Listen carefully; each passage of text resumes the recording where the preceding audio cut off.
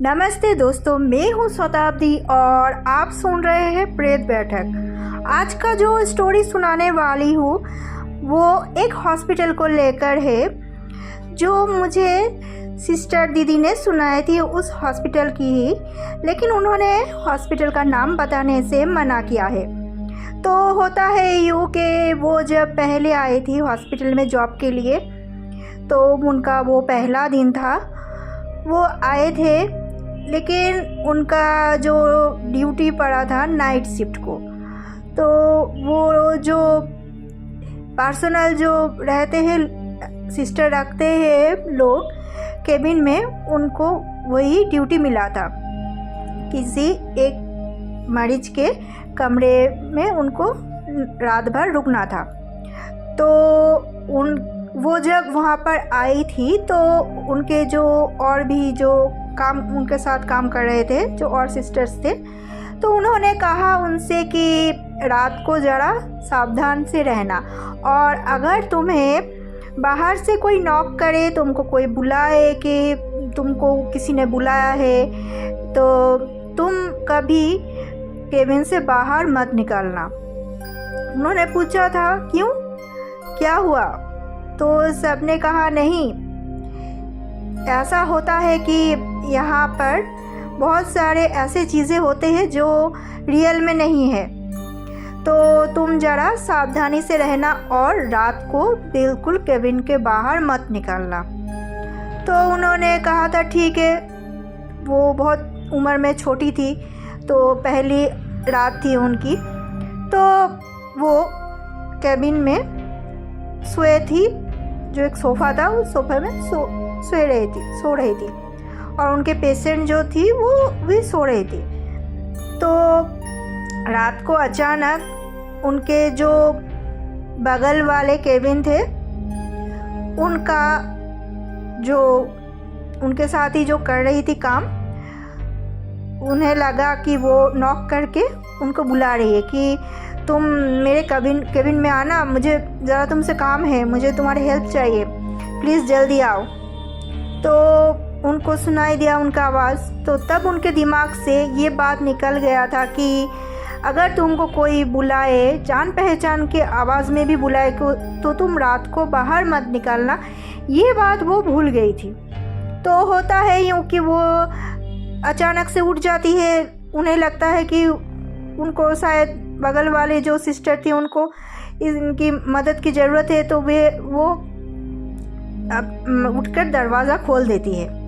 और दरवाज़ा खोलने के बाद वो जो बगल वाले जो केबिन थे वहाँ पर जाकर नॉक करती है, कहती है कि दीदी आपने मुझे बुलाया था, तो आ गई, आपको क्या चाहिए काम?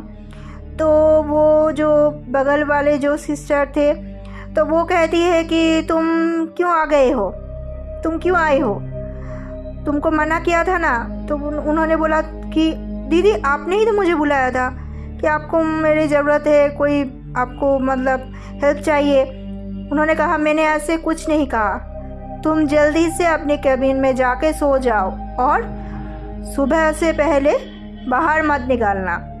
तो उन्होंने कहा क्यों दीदी, ऐसा क्या? उन्होंने कहा अभी मैं कुछ नहीं बोलूँगी, तुम अभी जाओ, तुम अपने केबिन में जाके सो जाओ। तो उन्होंने जैसे तैसे करके वहाँ पर जाके सो गई थी। सुबह हुआ तो उन्होंने फिर से उनके जो उनके साथ काम करती थी सिस्टर दीदी से पूछा कि ऐसा क्या हुआ दीदी कि आप मुझसे इतना गुस्सा हो गए, आपने ही तो मुझे बुलाया था और आप बोल रहे नहीं बुलाए। उन्होंने कहा नहीं, इस हॉस्पिटल में रात के टाइम इस एरिया में, इस फ्लोर में कोई बाहर नहीं निकलता, क्योंकि ऐसे बहुत ही कांड जो कहते हैं वो होती रहती है यहाँ पर, क्योंकि यहाँ पर बहुत ही डरावनी चीज़ें होती है। कोई किसी को बुलाती है लेकिन कोई नहीं होते, किसी को धक्का देके नीचे गिरा देती है, ऐसे करके बहुत सारे घटनाएं यहाँ पर हुई है। इसलिए रात के टाइम अगर हमें इस फ्लोर में ड्यूटी मिलती है तो हम जो भी हो जाए हम बाहर नहीं निकलते, इसलिए तुमको मना किया था। अगर कल कुछ हो जाता तुम्हारे साथ तो तुम क्या करते। इसे कहते हैं छलावे, क्योंकि उन्होंने देखा था जो दीदी उनको बुला रही थी वो बगल वाले दीदी, सिस्टर दीदी थे, लेकिन वो नहीं थी, कोई और थी, कोई आत्मा, कोई साया जो हर रात उस हॉस्पिटल में उस फ्लोर में घूमती रहती है। ऐसे बहुत सारे घटनाएं हुआ है, बहुत सारे सिस्टर्स इनकी वजह से प्रॉब्लम में फंसी है, बहुत सारे ऐसे भी केसेस हुए हैं, बहुत सारे लोगों के जान भी जा चुकी है।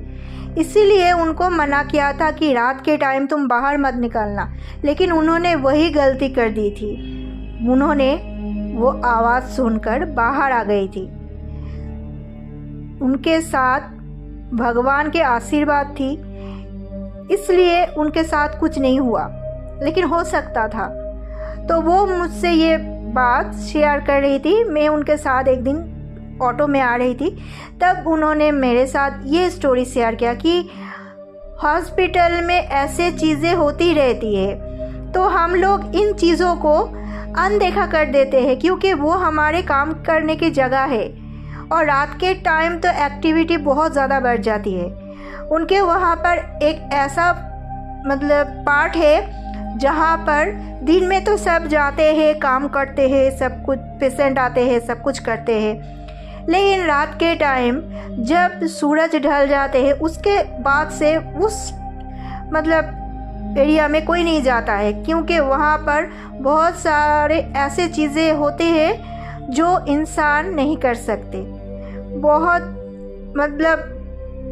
चीज़ें अपने आप गिर जाते हैं, अपने आप बहुत सारे इधर से उधर चले जाते हैं ये लोग, इसीलिए वहाँ पर नहीं जाते। लेकिन हाँ, ये बात ये लोग बाहर भी शेयर नहीं करते हैं क्योंकि लोग डर जाएंगे। तो उन्होंने मेरे साथ ये छोटा सा स्टोरी शेयर किया। और भी बहुत सारी स्टोरी है, मैं आप लोगों के साथ शेयर करूँगी। अगर आप लोगों को ये स्टोरी अच्छा लगा तो कमेंट करके ज़रूर बताना, और वीडियो को एक लाइक कर देना, और चैनल को सब्सक्राइब ज़रूर करना। एंड टेक केयर दोस्तों।